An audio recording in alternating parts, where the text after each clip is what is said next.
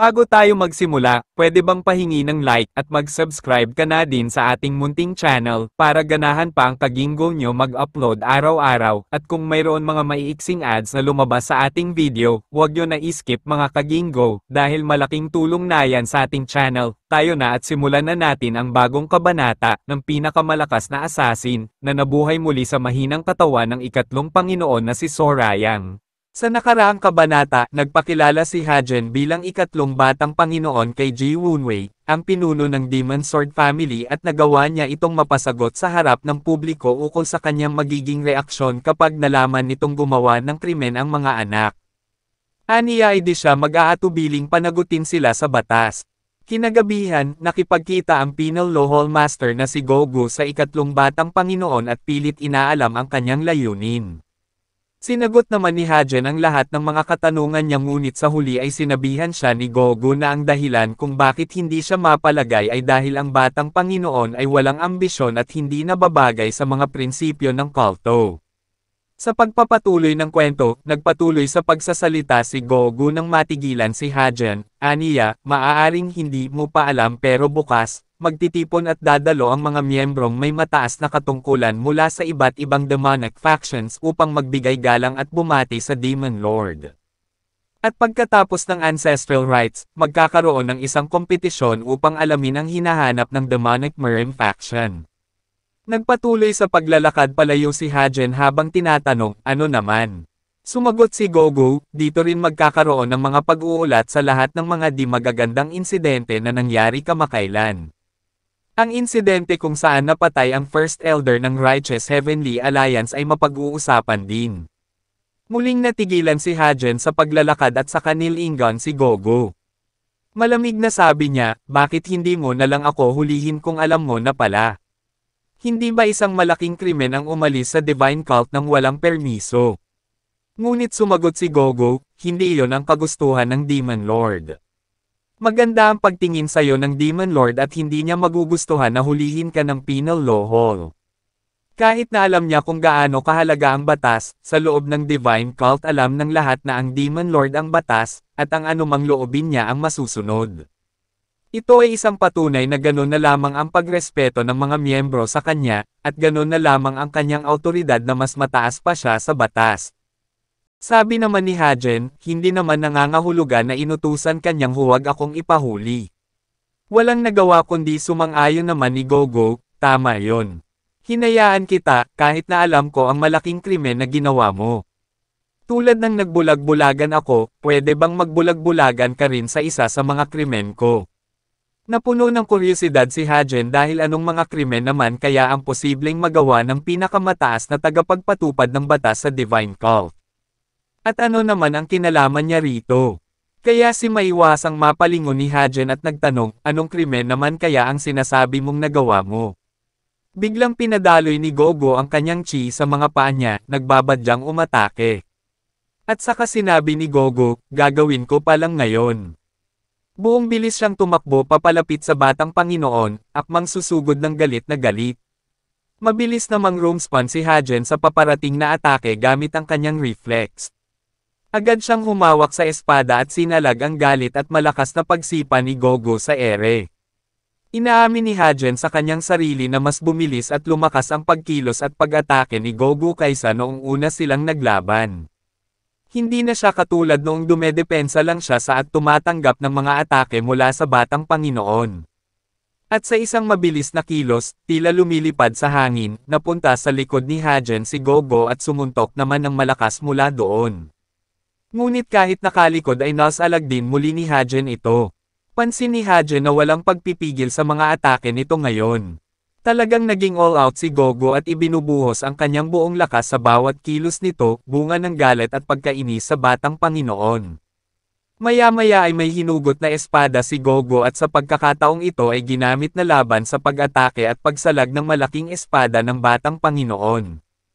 Pinuno niya rin ito ng enerhiya at nagkiskisan ang mga talon at sword aura ng dalawa. Nagkomento si Hajen, may nakatago ka palang magandang espada dyan. Nakangisi namang sumagot si Gogo at sinabi, at hindi pa rin pinapakita ng batang Panginoon ang kanyang tunay na lakas at kakayahan sa martial arts. Dito sumeryoso na si Hajen at sinabi, kung makapagsalita ka ay parang may nalalaman ka tungkol sa akin. Nakakainis. Sa kanyang pagkainis ay mabilis na iwinasiwas ang mabigat na espada at nagpalabas ng isang teknik, 6 consecutive hellish winds.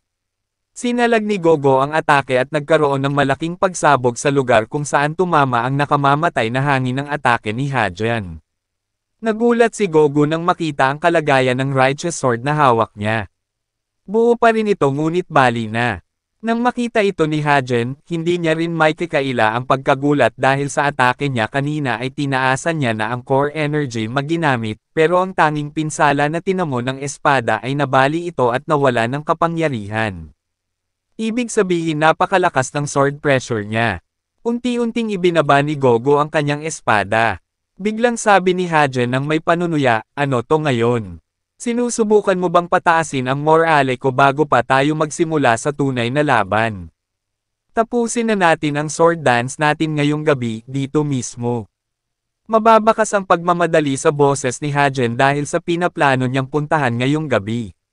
Kung itutuloy nga ni Gogo ang pag-atake, wala siyang pagpipilian kundi patulan ito at tapusin ang kalokohang ito sa lalong madaling panahon. Ngunit sumagot si Gogo, ngayon naiintindihan ko na kung bakit interesado sa'yo ang Demon Lord. At saka ibinalik ang kanyang espada sa lalagyan sa baywang, nakatago na muli sa kanyang itim na kasuotan. Dahil dito ay pinahupa na rin ni Hajen ang kanyang enerhiya at ibinaba ang espada. Sabi naman ni Hajen, hindi ko na problema yan. Palalampasin ko itong ginawa mo gaya ng napag-usapan, kaya makakaalis ka na. Manatili kang alerto. Sa puntong ito tumalikod ng muli si Hajen at lumakad palayo. Sa kanyang likuran ay mababakas ang mga pinsala sa lupa bunga ng pagpapalitan nila ng mga atake. Ngunit bago pa siya tuluyang makaalis, may mga pahabol na kataga si Gogo, tila nagbibigay ng babala. Aniya, ikatlong batang Panginoon, mag-iingat kayo sa Demon Lord. Sabay inilarawan niya ang Demon Lord sa isang malalim na paraan. Ang Demon Lord ay isang tao na sobrang madilim, na hindi kayang mahanap ang dulo, at sobrang maliwanag na hindi kayang titigan ng matagal ng normal na tao. Mararamdaman ang napakalalim at makadurog pusong galit at nag-uumapo na pagkamuhi na naging malamig na. Ngunit sa kabilang banda ay tulad din siya ng isang bulkan na handang sumabog anumang oras. Siya ay isang tao na nalilibang sa lahat ng bagay, ngunit kinatatakutan din ang lahat. Isang tao na naglakad at nagtungo sa impyerno habang nakatingala sa langit, at sa isang iglap lang, ay nakatayo na siya sa isang ulap habang tinitignan mula sa itaas ang impyerno sa ibaba. Ang Demon Lord ay ganitong uri ng tao. Ito ang seryosong babala ni Gogo, isang malalim na paglalarawan sa katauhan ng Demon Lord. Gayunpaman, inamin ni Hajen na wala siyang naunawaan ni isa sa mga sinabi nito. Hindi niya rin mahinuha kung bakit niya ito biglang sinabi. Sabi niya kay Gogo, wala akong naintindihan kahit isang salita sa mga sinabi mo. Sabi naman ni Gogo, hindi ko naman inaasahan na mauunawaan mo ang mga sinabi ko pero alalahanin mo ang mga katagang ito pagdating ng panahon. Bukod pa rito, ikaw ang pinuno namin sa kasong ito ngayon. Kaya naman hinihiling ko mula sa ikatlong batang Panginoon na pangunahan mo kami ng mabuti. Sa kanyang huling sinabi, pinaalala ni Gogo ang kanilang planong dakpin ang tunay na salarin, at bagamat hindi nila gusto ang isa't isa ay handa pa ring sumunod si Gogo sa kanya alang-alang sa kanilang kasunduan. Nanatili siya sa kanyang layunin ang mahuli at mapanagot sa batas ang tunay na salarin.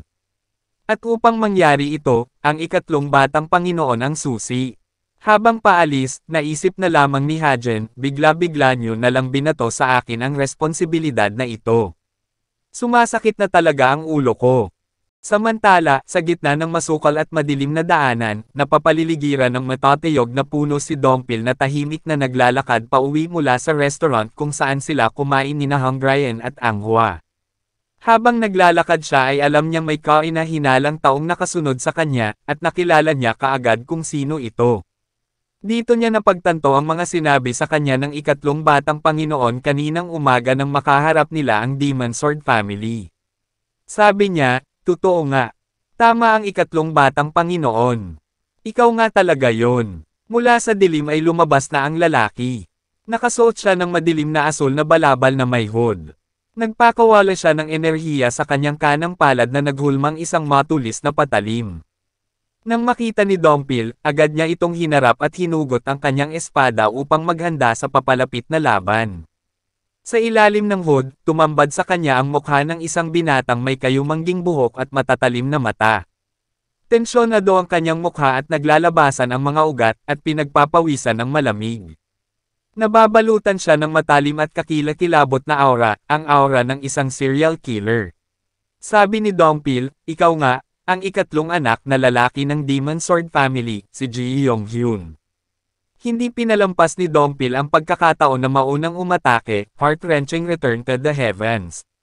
Sigaw niya. Nabiyak ang lupa na natama ng ataking ito ngunit nanatiling nakatayo si Ji Yong-hyun sa gitna nito.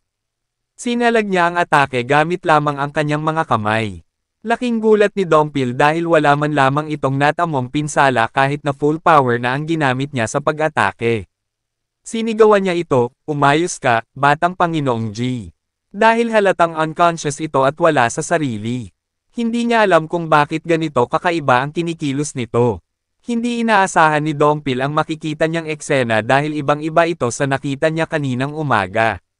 Sigurado siya na malusog at maayos ang kilos ng binata kanina, malayong-malayo sa itsura nito ngayon na parang isang demonic beast na nababaliw at wala sa sarili. Para siyang isang zombie. Pagkatapos ng atake, lalong naging tensyonado ang mukha ng binata, lumuluwa ang mata, at naglalaway na parang isang asong ulol, habang sinasabi, ibigay mo sakin ang espadang yan, ngayon din. Hinahanggo si Dompil habang hawak ng mahigpit ang espada, na puno ng tensyon dahil sa kakaibang ugali ng kalaban. Maya-maya ay biglang sumigaw na parang ligaw na hayop si Ji Yong-hyun, ibigay mo sakin. Saka sumugod sa sunod-sunod na malakas na atake. Sinasalag ni Dompil ang bawat atake nito ngunit naisip niya habang naglalaban sila na talagang nakakamangha ang sword mystic arts na gamit ni Ji Yong-hyun. Hindi lang ito isang simpleng hand sword technique, dahil ang buong braso ni Ji Yong-hyun na napapalibutan ng enerhiya ay singtaybay ng isang treasured weapon. Bagaman wala siyang napansing kakaiba sa mismong martial arts ni Ji Yong-hyun, ngunit di pangkaraniwan ang taglay nitong internal energy pagdating sa dami at kalidad nito. Napaigting ang mga ngipin ni Dompil dahil sa malakas na puwersa ng kalaban habang patuloy na dumedepensa. Maya-maya ay nagpakawala naman ng matatalim na sibat mula sa ere si Ji Yong-hyun gamit lang din ang kanyang enerhiya. Sa ataking ito tila in-extract nito ang kanyang demonic energy at internal energy samantalang nag-absorb siya ng enerhiya na higit pa sa kayang tanggapin ng kanyang katawan. Napamura si Dompil nang makita ang papalapit na atake dahil hindi niya alam kung paano ito sasalajin. Nang biglang may sumigaw sa paligid, umalis ka dyan, dilaw na polaka. Ito ay walang iba kundi si Yui Hungrian. Sa isang mabilis na pag-atake gamit ang Berserk Demon Divine Fist, nailigtas niya si Dompil. Sinuntok niya sa sikmura si Ji Yong-hyun at halos tumilapon ito sa lakas, ngunit nakabalik ang kanyang balanse at napigilan ang kanyang pag-atras nang humawak siya sa lupa. Nababalutan na rin ng enerhiya si Yui Hungrian at matapang na sinabi, hindi ako sang-ayon at di ko gusto na pagtulungan sa laban ang isang tao pero exempted ka ngayon. Agad na kinumusta ni Yui Hungrian ang kalagayan ni Dompil na halos napaupo sa lupa. Sabi naman ni Dompil ay ayos lang siya at nagpasalamat siya sa pagdating ni Yui Hungrian. Kung hindi siya tinulungan nito ay malamang, malaki ang pinsalang matatamo niya. Napasigaw ng malakas si Ji Yong-hyun sa natanggap na suntok, ngunit pinagsabihan siya ni Yui Hungrian, magtigil ka. Mukhang sabay tayong tati ng Dadyugo mamaya. Masasabi kong malakas ka base lang sa isang suntok na ginawa ko. Inaamin ni Yui Hungrian na hindi madali ang kanyang kalaban ngayon. Kaya sabi ni Yui Hungrian kay Dompil, ang katawan niya ay kasing tigas ng isang 10,000 taong gulang na malamig na bakal. Gaano ba karaming internal energy ang meron siya? Ngunit dahil wala sa kanyang sarili si Ji Yong-hyun, paulit-ulit niyang binigkas, espada. Ibigay mo sakin ang espada mo. Naalarma ang dalawa dahil susugod na naman itong muli. Sa isang iglap lang ay nasa harap na siya uli ni Dompil. Sinubukan ni Dompil salagin ang kanyang pag-atake ngunit laking gulat niya sa ginawa nito. Hawak-hawak ni Ji Yong-hyun ang mismong talam ng kanyang espada, at hinihigop niya ang demonic energy ng Silent King Sword. Tumatawa si Ji Yong-hyun habang hinihigop ang enerhiya at sinabi, "Ito nga. Ang lasa ng demonic energy, ito ang pinakamasarap." Dumilim ang paningin ni Dongpil at nagalit siya sa ginawa nito, kaya sinabi niya, "Ang lakas ng loob mong gawin yan espadang personal na pinagkaloob sa akin ng ikatlong batang Panginoon. Anong ginagawa mo sa espada ko?" At saka malakas na inuntog si Ji Yong-hyun. Napabitaw sa espada ang tumilapong si Ji Yong-hyun habang dumudugo ang ilong, habang nakaabang naman sa ere si Yui Hongrian handang umatake. Mabilis at galit na inihampas ni Yui Hongrian ang kanyang mabigat at matalim na espada ngunit agad na nasalag ito ni Ji Yong-hyun gamit ang kanyang braso. Nagalit siya kay Yui Hongrian na tila inistorbo siya sa laban niya kay Dongpil, kaya hinampas niya muli ang kanyang espadang kamay at sinabi, "Umalis ka rito." Nasalag naman ni Yui Hongrian ang bawat atake nito ngunit napakunot siya ng noo habang iniisip, kainis. Ano bang klase ng halimaw to? Patuloy na pinapaulanan ni Ji Yong-hyun ng mga atake si Yui Hongrian, habang sumisigaw, "Huwag kang makikialam dito. Ualis ka." At patuloy rin sa pagdepensa si Yui Hongrian, ngunit habang tumatagal ang laban, di niya maitikaila na taglay na kapangyarihan ng kalaban ay higit pa sa antas ng enlightenment. Kahit paaniya isa kang eksperto na ilang antas na mas mataas ay mapanganib pa rin na labanan ito. Biglang iniangat ni Ji Yong-hyun ang kanyang kamay sa ere at tinipon ang isang bola na concentrated ng kapangyarihan, at may nakakabit ditong talam. Bigla niya itong inihagi sa direksyon ni Yui Hongrian, at sumigaw, "Sabi ko nang umalis ka dito eh." Nagkaroon ng isang malakas na pagsabog sa tinamaang lugar at tumilapon sa malayo ang natamaang si Yui Hongrian. Agad siyang inalalayan ni Dongpil at tinanong, "Squad Leader Yui, ayos ka lang ba?" Habang umuubo dahil sa lakas ng pagkakitama at sa mga nagkalakat na alikabok, sumagot si Yui Hongrian, "Nakakainis. Sino ba tong hayop na te? Bakit parang unlimited yung internal energy niya sa katawan?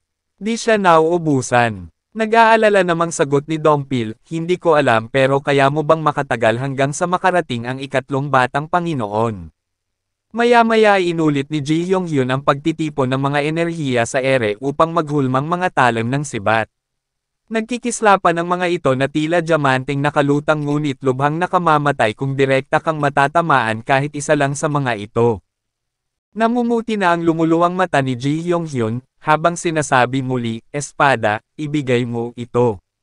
Ngunit nang akmang pakakawalan na niya ang mga ito, biglang may tumalon sa ere at gamit ang pulang demonic energy at 2 beses na humampas ng malakas sa hangin gamit ang kanyang espada.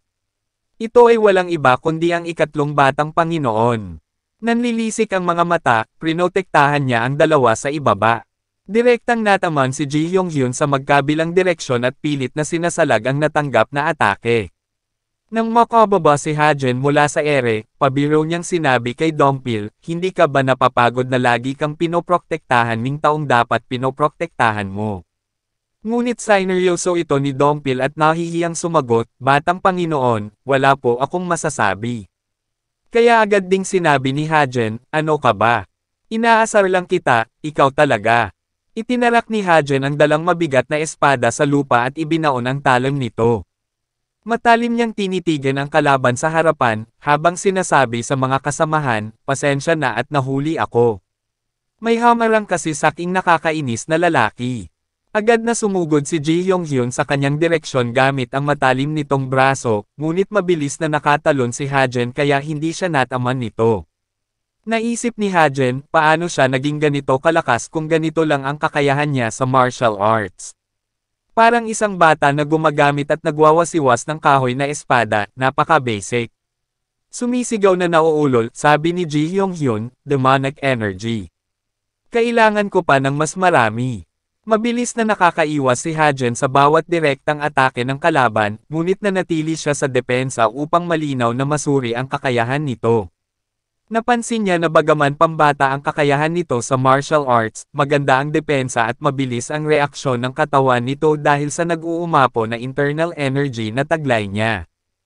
Bukod pa rito, mayroon siyang sapat na demonic energy upang lumaban habang malaya niya rin itong nagagamit bilang espada na gawa sa chi. Ito ang nakapalibot sa kanyang braso kaya kahit wala siyang dalang armas, kayang-kaya niyang makipaglaban at pumatay ng isang malakas na martial artist dahil ang katawan niya mismo ang kanyang sandata. Nang matapos sa pag-aanalisa si Hajen, sa kanya ginamit ang pagkakataon upang atakihin ito. Aniya, kung gayon, sabay suntok ng napakalakas sa kalaban, dahilan upang tumilapon ito at mapaatres hanggang sa mauntog sa kanyang espada na itinarak niya sa lupa. Nakangiting sabi ni Hajen, kakailanganin ko siyang bugbugin hanggang sa maubos ang lahat ng enerhiya niya. Nang makorner si Ji Hyung-hyun sa kanyang espada, sinuntok siya ulit ni Hajen ng malakas at tumalsik ang dugo sa paligid. Tahimik ngunit tensyonadong nanunood sa gilid sina Dongpil at Yui Hanggrayan. Sabi ni Hajen, aba matatag ka sa mga suntok Sige tignan natin kung hanggang kailan ka tatagal. Chain Waterfall Punch. At saka pinaulanan ni Hajen ng mga suntok sa katawan si Ji Hyung-hyun. Hindi ito nakapalag. Habang sumusuntok, sumili ang isang malademonyong ngiti sa mukha ni Hajen. Napuno ng di maipaliwanag na pagkasabik ang kanyang puso. Bagamat conscious siya, tila may sariling pag-iisip ang kanyang mga kamay. Kaya napuno ng katanungan ang kanyang gising na isipan, ano ito? Ganito ba kalungkot at kaboring ang buhay ko? Bakit ganito ang nararamdaman kong Senador Saiyan sa aking mga kamay? Hindi, ito ay pakiramdam ng kalayaan, o ito ba ay kasiyahan? Habang nanunood di mapigilan ni Dongpil na mag-alala para sa batang Panginoon. Sinusubukan niyang tawagin ang atensyon nito ngunit nalulunod sa pagkasabik si Hajen habang walang habas na binubugbog ang binata. Tila wala itong naririnig at walang pakialam sa paligid. Ngayon niya lang nakita sa ganitong estado ang ikatlong batang Panginoon at di niya maiwasang magtaka sa kakaibang kinikilos nito. Gayunpaman ay hindi siya nakialam sa laban dahil alam niyang wala siyang sapat na lakas upang pigilan ito. Unalangaw-ngaw ang malakas na halakhak ni Hajen sa masukal na kakahuyan, sa pagkakataong ito ay hindi na itinatago na nasisiyahan siya sa kanyang ginagawa. Sa puntong ito ay sumigaw na si Dongpil, batang Panginoon. Wala na siyang malay, pwede na po kayong tumigil. Kahit ganun ang sinabi niya, tiyak na mas nag-aalala si Dongpil sa batang Panginoon kaysa sa bagbog na katawan ng kalaban. Ano kaya ang nangyayari kay Hajen? At ano ang kahihinatnan ng labanan nila ni Ji Hyung-hyun? Kailan kaya ito makukulong? At ano ang susunod na gagawing hakbang ni Hajen at ng Penal Law Hall? Abangan sa susunod na kabanata.